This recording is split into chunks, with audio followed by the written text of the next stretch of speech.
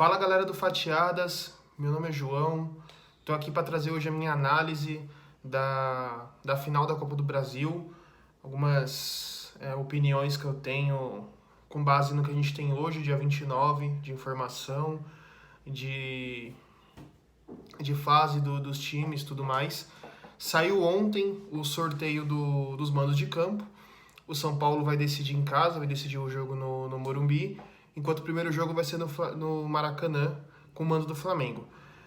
O que isso muda na minha opinião? Vamos lá, primeiro a minha opinião antes do sorteio dos mandos de campo. Eu já achava o São Paulo levemente favorito, pegando o momento, tá? O São Paulo ele é um time mais bem treinado, é um time que sabe o que fazer com a bola melhor do que o Flamengo, então se defende melhor, ataca melhor, é um time que cada jogador sabe ali qual a sua função, o que tem que fazer, e que cresceu muito com a chegada do Lucas. Chegou um jogador diferente num time muito bem treinado. Já o Flamengo, individualmente, se você for pegar peça por peça, eu acho ele melhor do que o São Paulo. Né? O Flamengo tem ali o Matheus Cunha, que é um bom goleiro, o Flamengo tem Gabigol, Pedro, Arrascaeta, Bruno Henrique, Gerson, então assim, tem uns caras muito acima da média pro nível brasileiro. Só que o Flamengo do São Paulo é um time mal treinado. É um time que é muito mal na defesa, sofre um número absurdo de finalizações por jogo. Um número absurdo de finalizações por jogo. Tem jogo aí de sofrer 20 finalizações, 15 finalizações. E é um time que quando tem a bola às vezes não sabe muito o que fazer. E aí fica dependendo dessas individualidades, dos jogadores e tudo mais. Então por isso que eu já achava o São Paulo levemente favorito, pegando o momento para a final da Copa do Brasil. Depois de ontem, depois do sorteio lá da CBF, da onde vai ser decidido o segundo jogo, o São Paulo ele cresce, na minha opinião, um pouco mais nesse favoritismo. Porque você definir o jogo em casa é uma grande vantagem, né? O São Paulo ele vem se acostumando a transformar o Morumbi aí num caldeirão, a transformar o Morumbi num fator decisivo quando vai decidir mata-mata. Então foi assim contra o São Lourenço, foi assim contra o Corinthians também, e a torcida espera que seja assim contra o LDU, né? Eu tô gravando esse vídeo na terça-feira, o jogo com a LDU é só na quinta, então ainda não sei se o São Paulo passou ou não. Acho que isso também passa um pouco pro que pode mudar daqui até a final. A final ela ocorre primeiro no dia 16, né? A final vai ser no dia 16 de setembro e dia 24 de setembro. Nesse ano, de forma inédita, serão em 2 domingos. Então, pra galera aí que gosta de fazer um churrasco e tudo mais, não vai conseguir no jogo, reunir a galera, vai ser bem legal para acompanhar essa final da Copa do Brasil. Daqui até lá, a gente tá no dia 29, tem mais de 15 dias. Muita coisa pode mudar, e aí eu vou falar o que eu acho que pode mudar, que talvez possa inverter esse favoritismo, ou talvez possa aumentar o favoritismo pro lado do São Paulo. Pensando em São Paulo primeiro. O São Paulo, ele tem o confronto contra a LDU na quinta-feira, que pode ou dar mais confiança para os jogadores, ou talvez jogar uma pressão maior na Copa do Brasil, porque hoje o São Paulo ele briga em duas frentes para ser campeão. O São Paulo ele tem chances de ser campeão na Sul-Americana, por ser um campeonato que tem equipes um pouco mais fracas, não é o campeonato que todos os times priorizam. Por exemplo, o Botafogo ainda está na Sul-Americana, mas claramente prioriza o brasileiro, que tem mais chance de ser campeão. Então é um campeonato, na teoria, mais fácil para o São Paulo ser campeão, e o São Paulo está ali vivo na Sul-Americana.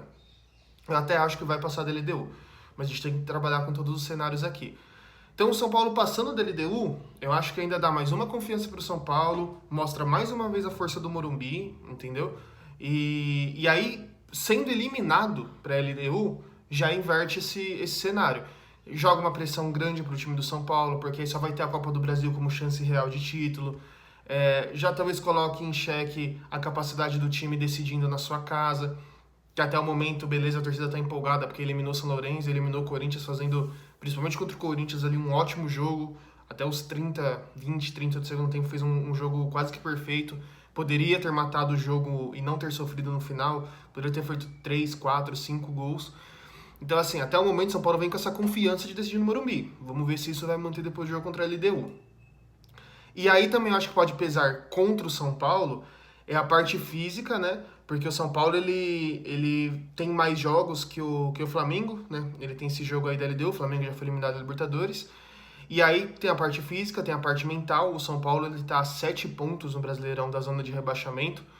vem numa queda recente aí no Brasileirão, então precisa abrir o olho, precisa prestar atenção aí nessa parte do Brasileirão. Então é um time que eu acredito que vai se desgastar fisicamente, porque eu imagino que o Dorival vá no próximo jogo do Brasileirão com o time titular. Obviamente vai contra a LDU também, o time precisa correr para reverter a vantagem, então o São Paulo pode pesar para ele de forma negativa a parte física e a parte mental também, caso aconteça uma eliminação para a LDU, que com certeza o time não conta com isso. Esses são os meus pontos sobre o São Paulo. Já indo para o lado do Flamengo, o que eu acho que pode acontecer? O Flamengo ele pode melhorar taticamente, né? Melhorar tecnicamente, o time entrosar, tudo mais na mão do Sampaoli. E aí o time do Flamengo entrosado, o time do Flamengo bem treinado, é um time muito forte, como eu falei, é um time individualmente melhor que o do São Paulo. Se entrosar, na minha opinião, vira o favorito para ganhar, mesmo decidindo fora de casa. E pode acontecer uma mudança de técnico, né? A gente sabe que no Brasil mudou o técnico, os times começam a jogar outro tipo de futebol, enfim, reaprende a jogar bola, tudo mais. Então tem um boato de que pode ser que o São Paulo saia antes da final, e aí o pessoal fala de Rogério Ceni e tudo mais, pode ser que isso aconteça. O Landim deu uma entrevista falando que o São Paulo não sai antes da final, mas dirigente no Brasil também não dá pra gente acreditar muito na palavra, né? Principalmente se tratando de treinador, fica complicado.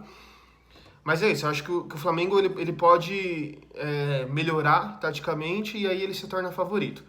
Um outro ponto muito negativo para o Flamengo e positivo para o São Paulo é a lesão do Arrascaeta. Machucou o Arrascaeta e o Luiz Araújo, eles tiveram a mesma lesão. A lesão, de acordo com alguns jornalistas aí, com o Eric Faria, com a Monique Danello, é uma lesão que pode levar até... eles deram um prazo, mas enfim. De acordo com o Eric Faria, corre o risco deles não jogarem nenhum dos 2 jogos da final. Tá? Já de acordo com a Monique Danello, talvez numa recuperação muito boa aí, o Arrascaeta e o Luiz Araújo consigam ficar à disposição para o segundo jogo da final. Mas aí também a gente não sabe como que eles vão voltar, tudo mais, e assim, para o time do Flamengo, que é um time que depende muito de individualidade, o Arrascaeta é o melhor jogador do time. E aí o Arrascaeta não conseguindo jogar esses jogos, eu acho que pesa muito contra o Flamengo, que na minha opinião, as outras individualidades do time, como o Gabigol, que é um cara muito decisivo, pode chegar lá e decidir a final, até o momento não vem fazendo uma temporada brilhante. Então o Arrascaeta era o principal jogador desse time do Flamengo, lesionou, e isso é mais um ponto de favoritismo do São Paulo, e mais um ponto contra o Flamengo, caso o Arrascaeta realmente não se recupere a tempo de jogar as finais. Bom, fora isso, o que mais que o Flamengo pode se apegar positivamente? O Flamengo, ele não... Tô com os dados aqui. O Flamengo, ele não perde para o São Paulo no Morumbi desde fevereiro de 2021. Tá? Em fevereiro de 2021, na 38ª rodada do Brasileirão, que era o Brasileirão de 20, por conta da pandemia, foi para 21. O Flamengo perdeu de 2-1 o Flamengo no Morumbi. De lá para cá, o Flamengo ganhou no Morumbi de 4-0. E ganhou no Morumbi de 2-0, tá? Esses foram os últimos jogos no Morumbi. Então o Flamengo já está há um tempo sem perder lá, e o Flamengo já está há um tempo também sem perder para o São Paulo. Ele não perde para o São Paulo desde essa data. Ele ganhou, então, todas em casa e todas fora. Então, para a torcida aí que gosta de se apegar em retrospecto e tudo mais, esse é o retrospecto recente dos confrontos. Para a torcida do São Paulo, se quiser se apegar em retrospecto, se apega no último jogo. O último jogo entre Flamengo e São Paulo lá no Maracanã, o São Paulo foi com time reserva, para misto, né? Porque depois entrou o Lucas jogou, fez o gol, tudo mais.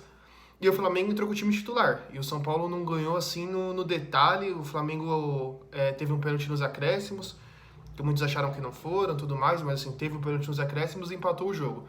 Então, se a torcida do São Paulo quiser se apegar também em retrospecto, é se apegar nessa questão aí do último jogo, que foi 1-1 com o time reserva, e o São Paulo jogou melhor, o São Paulo teve chance ali de ganhar do Flamengo. Fechou? Bom, por enquanto é isso. Mais pra frente a gente volta com outras informações. Mais próximo da data da final a gente volta com outras informações, com as prováveis escalações, tudo mais. Quem gostou do vídeo, se inscreve aí, ativa as notificações, a gente vai começar a postar diariamente. Nos sigam nas redes sociais também, o nosso Instagram que vai estar aqui em cima, o nosso TikTok também que a gente vai colocar aqui em cima. Sigam a gente lá a gente tem atualizações diárias de mercado da bola, pós-jogo, pré-jogo, informações de todos os times do Brasil e da Europa também. Fechou? Obrigado aí pela audiência de todo mundo e até a próxima. Valeu!